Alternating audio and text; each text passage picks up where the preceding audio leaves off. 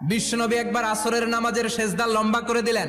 সাহাবারা বললেন, নবী নামাজের পরে ধরলেন অসুস্থ হয়ে গেলেন নাকি, অথবা কোরআনের আয়াত সেজদা অবস্থায় নাজিল হয়ে গেল নাকি? আসরের সেজদা তো এত লম্বা করতে কখনো দেখি নাই রে নবী। বিশ্বনবী বললেন, না, অসুস্থ হই নাই, কোরআনের আয়াত নাজিল হয় নাই।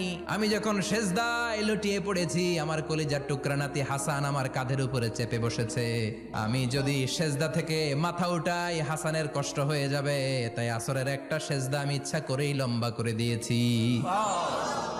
কি মায়া ছিল নাতিদের সাথে, যে নবী হচ্ছে সব নবীদেরও সর্দার। ওই নবীরে ঘোড়া বানায়া, বিশ্বনবীর বাবরি চুল ছিল তো, ওই চুল ধরে এরকম ঘোড়া ঘোড়া খেলতো। বিশ্বনবীর কাঁধে বসে বিশ্বনবীর বাবরি চুল টেনে টেনে কয়, এটা আমার ঘোড়া।